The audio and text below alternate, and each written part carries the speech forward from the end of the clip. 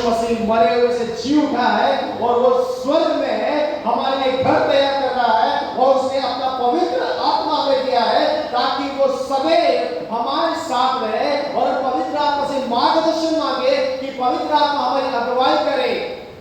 आमीन। हाल ही के दिनों में कोरोना चल रहा था ना, क्या चल रहा था? कोविड। कोरोना के समय में जो मसीह का भय हमारे अंदर था ना, वो भय निकल चुका था। हकीकत है, किसका भय था हमारे अंदर? सच्ची बोलो, डर किसका था? मृत्यु का।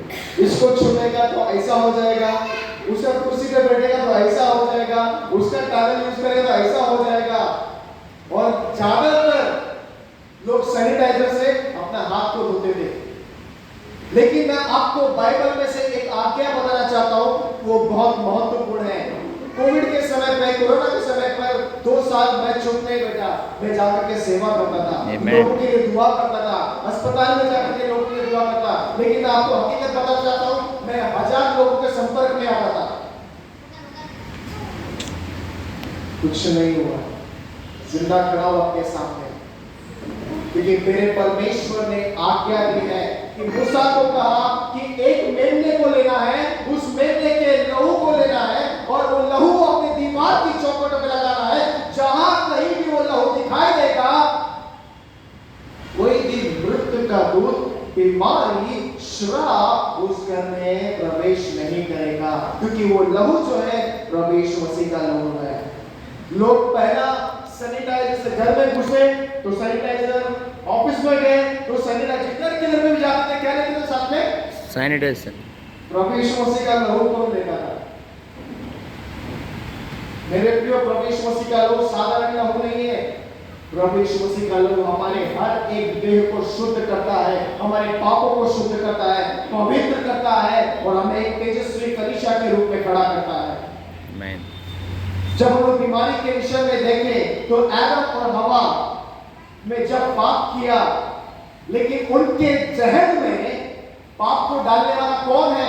परमेश्वर ने पाप को नहीं बनाया, परमेश्वर ने आदम और हवा को बनाया, परमेश्वर ने शैतान को नहीं बनाया, परमेश्वर ने अदम की वाटिकों को बनाया। लेकिन जब आदम हवा के लाइफ में, आदम के जीवन में ये पाप कहां से आ गया? किसने डाला इनके जीवन में पाप को? और आपको बताना चाहता, पाप की मजदूरी क्या है? पाप की मजदूरी मृत्यु है मेरे प्रियो।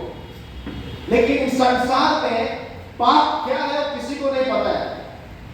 किसी को पता है पाप क्या है? लेकिन मैं बताना चाहता हूं, बाइबल कहती है कि पाप क्या है। चोरी करना पाप है, व्यभिचार करना पाप है, गंदी गालियां देना पाप है, नशा करना पाप है, किसी के खिलाफ चुगली करना पाप है। ये सब क्या है? पाप है। और हमने किसके विरुद्ध में पाप किया है? स्वर्ग के विरुद्ध में पाप किया है। और पाप क्या लेके आती है? पाप बीमारी को लेके आती है मेरे प्रियो। जब आदम और हवा ने पाप किया तो उनके जीवन में बीमारी आई। वो कौन सी बीमारी थी? वो बीमार थी कि मृत्यु की बीमारी।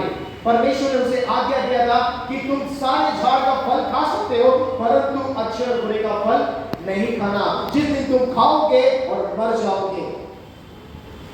जब कभी परमेश्वर के दास या दासी हमें कलीसिया से प्रचार करते समय कहते हैं कि तुम ये गलती ना करना, ये चीजों को ना करना, ये करने से क्या अंजाम भुगतोगे, और हम लोग पास्टर की बातों पर कम गौर करते हैं। कौन सी बातों पर गौर करते हैं? पास्टर ने ये जो करने के नहीं कहा है ना, देखते तो है एक बार जरा क्या है। तो आदम और हवा को यही आज्ञा मिली, दोनों ने देखा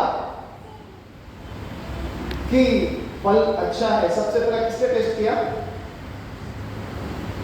हवा। किसने? हवा ने खाया। हवा ने दिया किसको? आदम को दिया। तो गलती किसकी है? हवा। नहीं, सॉरी, माफ करना जी, गलती दोनों की। हालेलुया। आज्ञा मिला आदम को, शैतान आया हवा के पास। अगर कोई भी आपको किसी भी प्रकार का ऑफर लाके देता है, आप क्या करोगे? एक्सेप्ट करोगे उसको? पहले उसके बारे में जानकारी निकालोगे, क्योंकि आजकल बहुत सारे फेक कॉल आते हैं, आपको 2 लाख मिल गया, 10 लाख मिल गया, 50 लाख मिल गया, खुशी खुशी जब लोग दे डाले भाई इतना लाख मिल गया। मेरे प्रिय, लेकिन आपको मैं एक बात बताना चाह रहा हूं कि पाप की मजदूरी मृत्यु है। और इस संसार में जब पाप आ गया, पाप आने के बाद हम लोग परमेश्वर से दूर हो गए, लेकिन फिर भी परमेश्वर का प्रेम इतना महान है कि उसने अपने प्रेम को हमारे मन इस प्रकार से प्रकट किया कि आदम और हवा की मृत्यु नहीं हुई। अगर उन्होंने पाप किया तो उनको मरना चाहिए था। क्या वे लोग मरे? नहीं मरे।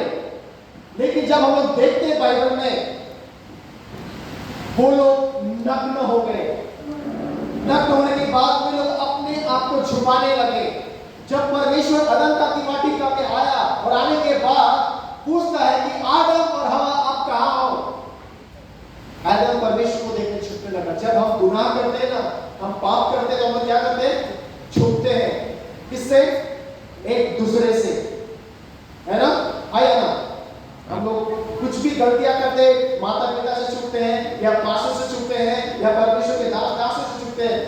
अगर मैंने पाप किया तो मैं कलीसिया में कैसे जाऊं? लेकिन आपको परमेश्वर के वचन के द्वारा कुछ बातें कहना चाहता हूं। एक विधर्मी व्यक्ति 10 बार गिरेगा, उसको उठने का चांस नहीं है, लेकिन एक विधर्मी व्यक्ति 100 बार गिरेगा, परमेश्वर को 1000 बार उठाएगा। हालेलुया। लेकिन आपके अंदर वो आशा होनी चाहिए कि परमेश्वर मुझे स्थापन करेगा। आदम और हवा ने एक बार गुनाह किया, परमेश्वर उसको फिर से स्थापन किया। जब हम बाइबल में देखते हैं कि उन्होंने देखा कि नग्न है, उन्होंने अपने बोलते ना, अपने आप को उन पत्तों से ढक लिया। हम अपने गुनाहों को अपने बुद्धि से नहीं ढक सकते मेरे प्रियो। आप मुझसे छुप सकते हो, आप दुनिया से छुप सकते हो, उस खुदा से नहीं छुप सकते। मेरे प्रियो, जब आदम और हवा ने पाप किया, उनको वस्त्र किसने बना के दिए? परमेश्वर ने ही उनको एक मेमने का वस्त्र लेकर के उनको वस्त्र बना के दिया। जब आपने गुनाह किया और हमने गुनाह किया, तो बाइबल कहती है कि यीशु मसीह ने कितने कोड़े खाए? 39। कितने? 39 कोड़े। यह आपको क्या दर्शाता है? आदम और हवा को परमेश्वर ने अपने शरीर को ढकने के लिए शारीरिक वस्त्र दिए, लेकिन यीशु मसीह ने हमारे आत्मिक नंदपन को ढकने के लिए धार्मिकता का वस्त्र दिया। ये धार्मिकता का वस्त्र कहीं नहीं मिलता है मेरे प्रियो, ये केवल प्रभु यीशु मसीह के पास से मिलता है। यीशु मसीह ने अपने पूरे शरीर को घाव कर दिया, पूरा लहू बहा दिया और हमें एक सुंदरता का वस्त्र दिया। अपने बाजू वाले को बोलो, आप बहुत सुंदर दिखते हो। आप बहुत सुंदर दिखते हो। आपके अंदर मुझे प्रभु यीशु मसीह दिखता है। आप बहुत सुंदर दिखते हैं। क्योंकि अभी बहन ने गाना गाया, मैं क्या यीशु को पहना हूँ। यीशु मेरे साथ है, यीशु मेरे अंदर है, यीशु को मैं पहनूंगा और यीशु को पहन के मैं चलूंगा। तो मेरे लिए जब आदम और हवा ने पाप किया, परमेश्वर से दूर हो गए, और लेकिन फिर से हमको नजदीक किसने लेके आया? प्रभु यीशु मसीह ने। तो जिस समय कोरोना के काल में महामारी चल रही थी, बहुत से लोगों ने भविष्यवाणी किया, बड़ी बड़ी भविष्यवाणी की। मैं भविष्यवाणी के विरोध में नहीं हूँ। लोगों ने कहा ये बीमारी परमेश्वर की ओर से है, लोगों ने कहा इसकी ओर से है, उसकी ओर से है, बहुत की ओर से है। आप लोग क्या कहते हैं? मेरा बाइबल कहता है, जब अब्राहम परमेश्वर से वार्तालाप कर रहा था, प्रभु अगर सदोम और गमोरा में 50 भी होंगे तो भी आप नाश करोगे क्या? अब्राहम का परमेश्वर का एक ही जवाब था, अगर वहां पर एक भी होगा तो भी मैं नाश नहीं करूंगा। शैतान बहुत चालाक है, शैतान बहुत शातिर है, क्योंकि करता वो है और प्लेन किसके पर